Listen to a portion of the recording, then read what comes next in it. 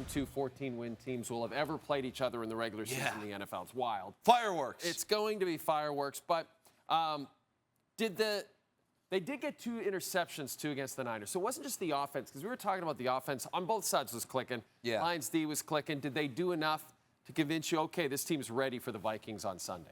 Yeah, the Vikings going to be a tough matchup. Yep. And that's just, and they're a 14-win team, just like the Lions. And Jay, you talk about the Lions defense, and I'd say this to Lions fans, like this game today is really what you need. And that's just the honest truth. You give up 475 yards, and it's going to look ugly at times because you simply don't have the personnel to match up. I mean, Sticky Ricky Pearsall shredded these boys, okay? It was kind of wild.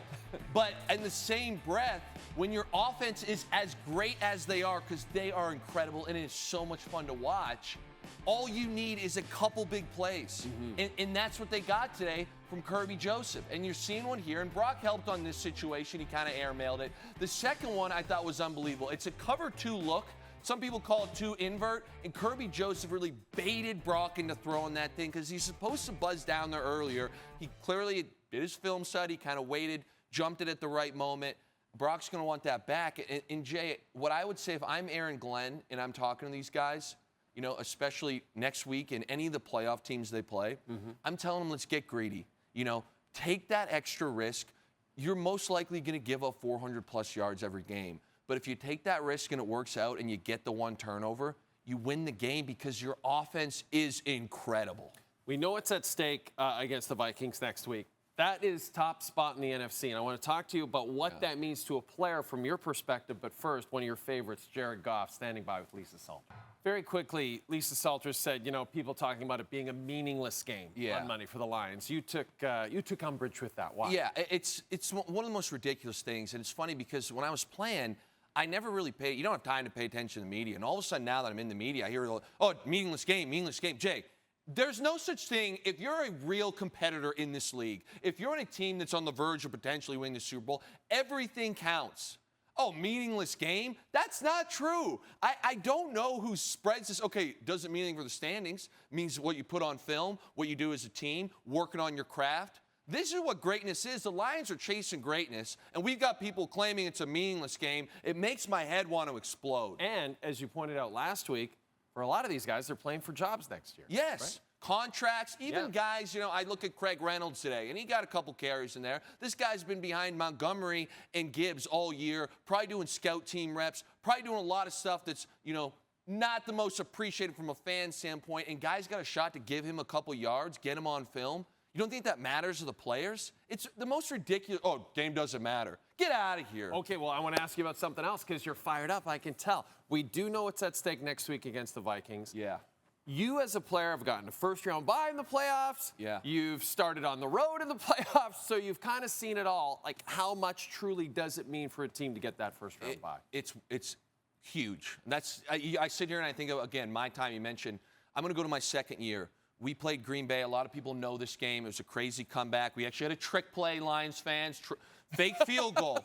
John Ryan, Pride of Saskatchewan, threw a fake field goal. If we're in Lambeau there, which I believe we had the same record that season, we lose that game. It was against Green Bay. And I sit here and say, you know, you look at the Vikings, you look at the Lions, and to me, they're low-key on a collision course, and this is not what you want to see. You don't want to play the NFC Championship with every person in Minnesota either in the stadium or at home doing skull claps and a guy look at this drummer. Look at this drummer.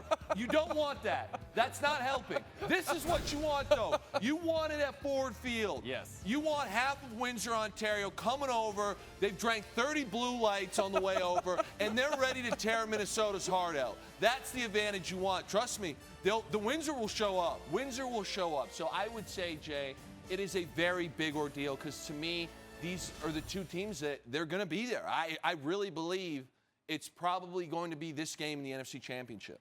And the other thing is, and Joe Buck and Troy Aikman talked about it, Lions haven't had a bye since week 5. Like, they might just need a break. And they're a physical team. Right. You know, obviously they're banged up, but you look at the offense, the way they play. Even on defense, I know they get beat a lot. They're playing man coverage. They're really a physical team.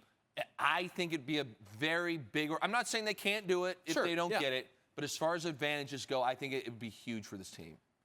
As for the Niners, Yeah. objectively, was this a one-year lull? And, like, do you think they just run it back with Lynch and Shanahan? They sign Purdy, they figure it out?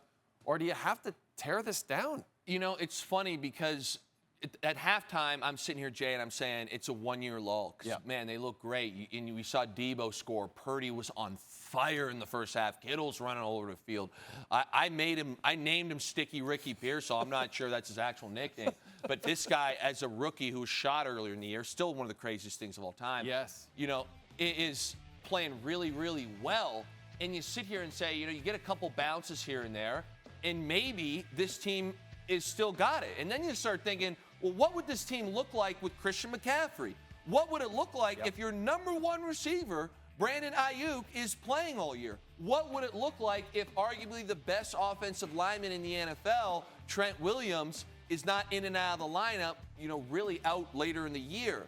So I think that there were flashes there where you say, hey, we get healthy and we tighten this defense up, we're back in this thing. And then the end of the game, you kind of fall apart.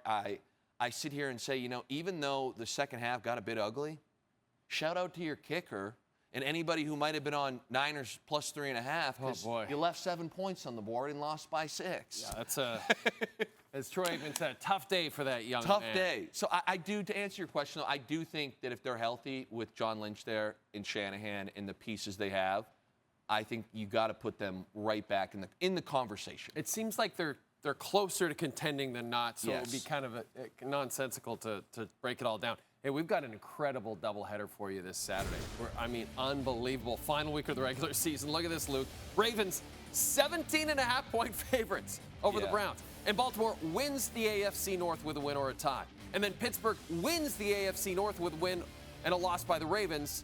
To make the playoffs, Cincy, Luke, would need to win and have Denver lose and Miami lose. I'm going to tell you right now, Bills fans, say your prayers, because if Joe Burrow wins that game, Goodell's on the phone making sure that the Finns lose. Right. And everybody wants to see Burrow versus Allen. Absolutely. Everybody. Everyone wants that.